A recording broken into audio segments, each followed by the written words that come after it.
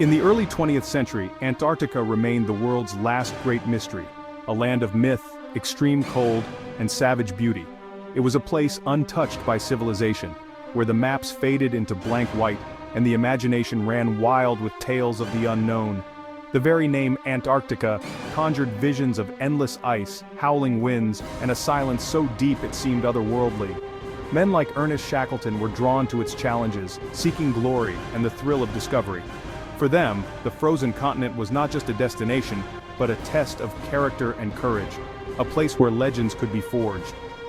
Shackleton had come heartbreakingly close to the South Pole before, but when his men's lives were at stake, he made the agonizing decision to turn back, choosing their safety over personal triumph. This act of leadership and sacrifice only deepened his resolve. Now, he dreamed of a final, unprecedented journey, one that would cross the entire Antarctic continent from sea to sea, passing through the very heart of the South Pole. It was a feat no one had ever attempted, a journey that would push the limits of human endurance. This would be the Imperial Trans-Antarctic Expedition, a venture that promised to etch Shackleton's name into the annals of exploration forever. Over 5,000 men applied to join Shackleton's quest, drawn by his reputation and the promise of adventure. They came from all walks of life, sailors, scientists, carpenters, and dreamers, each hoping to be part of something extraordinary. Shackleton handpicked a crew of 27, seeking not just skill but optimism and resilience. He knew that survival in Antarctica would depend as much on spirit as on strength. His famous ad read, "Men wanted for hazardous journey, low wages, bitter cold, long hours of complete darkness, safe return doubtful, honor and recognition in event of success." The words were stark, but they captured the raw truth of what lay ahead. Low wages, bitter cold, long hours of complete darkness, safe return doubtful, honor and recognition in event of success. For those who dared, the reward was not gold, but the chance to be part of history. With a specially built ship named Endurance, Shackleton prepared to sail south.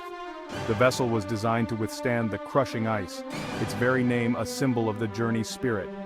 His family motto, "By endurance we conquer," would soon be put to the ultimate test, as the crew readied themselves for the unknown.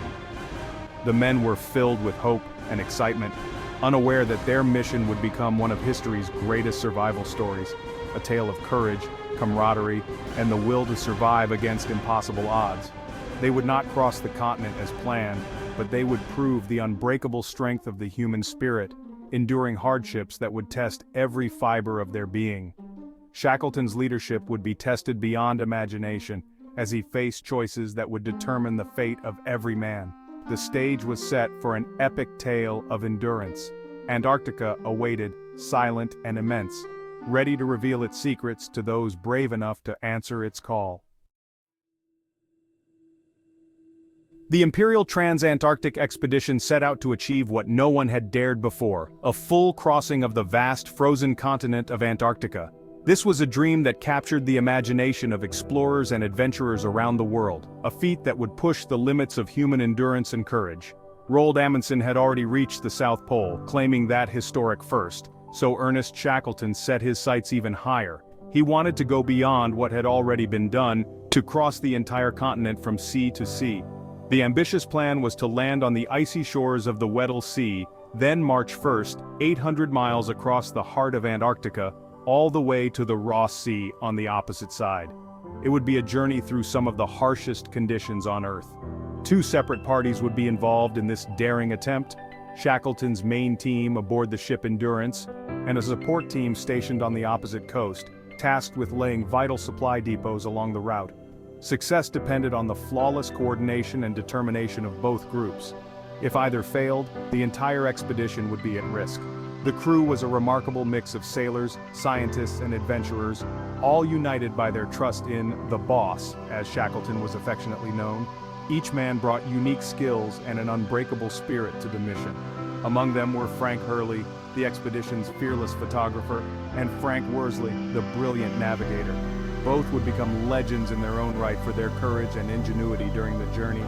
As the team prepared to depart, the world was thrown into chaos with the outbreak of World War I. Yet the British Admiralty sent Shackleton a message.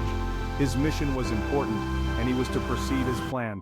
With the blessing of their nation and the hopes of many resting on their shoulders, the Endurance set sail from England, bound for the unknown. The men were filled with hope, excitement, and a sense of purpose. They were ready to conquer the last great frontier, believing in their mission and in each other. They sailed bravely toward the endless ice, unaware of the incredible ordeal and unimaginable challenges that awaited them on the frozen continent. The Endurance's journey south began smoothly, with the ship slicing through the frigid waters, her crew full of anticipation and hope for the adventure ahead. Their final stop before venturing into the unknown was at South Georgia's remote whaling station, a last outpost of civilization on the edge of the Antarctic. There, seasoned whalers, men who knew the southern seas, warned Shackleton of unusually heavy ice in the Weddell Sea, urging caution and respect for the unpredictable forces of nature. But driven by urgency and a sense of destiny, Shackleton pressed on, placing his faith in the Endurance's specially reinforced hull, designed to withstand the crushing pressure of the Antarctic pack. The ship was a marvel of engineering for its time, a wooden fortress built to endure the continent's worst, with every timber braced for the coming ordeal.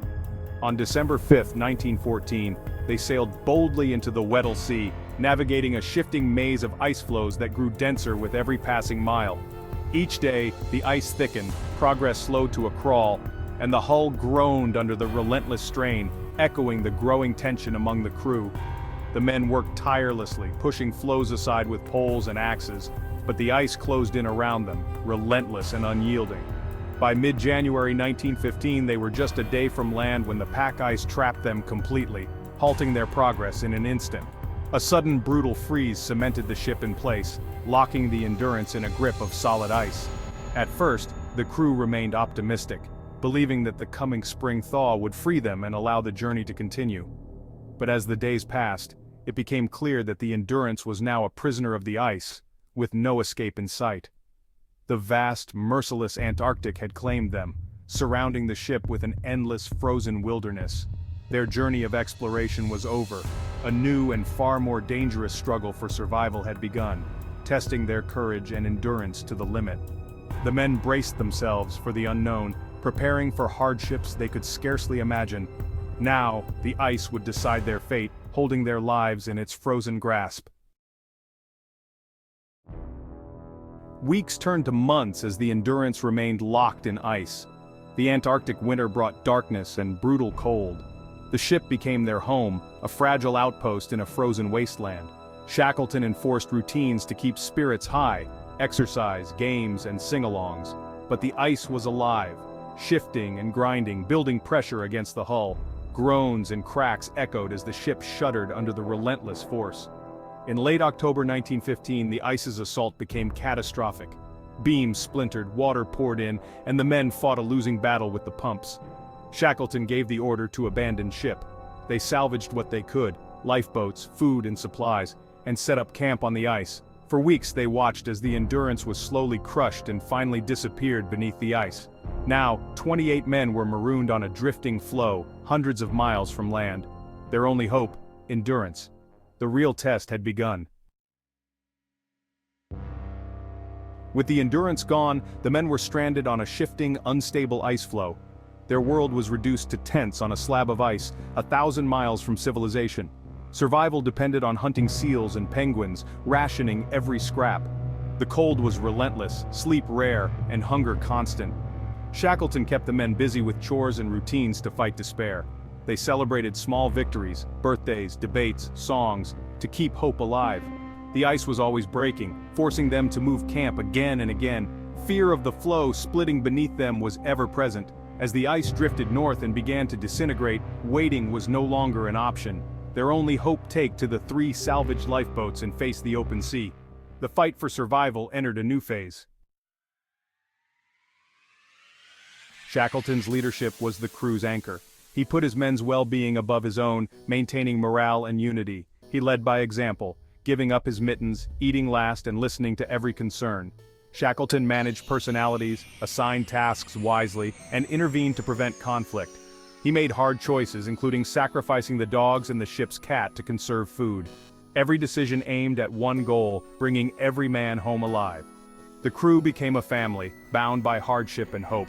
Shackleton's optimism never wavered, even in private doubt. His leadership turned disaster into a testament of endurance. Against all odds, he kept hope alive. When the ice floe broke apart, Shackleton ordered the launch of the 3 lifeboats. The men faced a nightmare journey, freezing spray, relentless winds, and killer whales stalking their tiny boats. Packed together, soaked and exhausted, they rowed and sailed through shifting ice. Frostbite and thirst threatened them at every turn. After 7 harrowing days, Frank Worsley spotted Elephant Island through the fog. Land after 497 days, relief was overwhelming. They landed on a narrow, rocky beach, utterly spent but alive. Elephant Island was desolate, far from any shipping lanes. It was a temporary refuge, not a rescue. The men were weak, some near collapse. Shackleton knew they couldn't survive there long. Their only hope, a desperate journey for help. Shackleton resolved to seek rescue. He chose the largest lifeboat, the James Caird, to sail 800 miles across the deadly Drake Passage to South Georgia. It was a near-suicidal mission, but their only chance. Shackleton selected 5 men, including navigator Frank Worsley and carpenter Harry McNish, who reinforced the boat for the journey. On April 24, 1916, they set sail, leaving 22 men behind under Frank Wild's command. For 16 days, they battled monstrous waves, freezing spray, and constant danger. Worsley's navigation was miraculous under impossible conditions. At last they sighted South Georgia, but landed on the wrong side. The interior was a treacherous, unmapped wilderness. Shackleton, Worsley, and Crean set out on foot for the whaling station, determined to save their men. Shackleton, Worsley, and Crean trekked non-stop for 36 hours across South Georgia's mountains and glaciers. Exhausted and unrecognizable, they staggered into the whaling station at Stromness. Shackleton's first act was to rescue the 3 men left on the island's far side. His focus then turned to the 22 men still stranded on Elephant Island. 3 rescue attempts failed, blocked by pack ice. On the 4th try, aboard the Chilean tug Yelcho, Shackleton finally broke through. He counted every man on the beach. None were lost. The endurance expedition became the greatest survival story ever told. Shackleton's goal changed from conquest to saving lives. He succeeded. Not a single man was lost. Their ordeal is a timeless lesson in leadership, courage, and the power of the human spirit. True success isn't always reaching the destination, it's bringing everyone home. Shackleton's legacy endures, inspiring generations to face the impossible.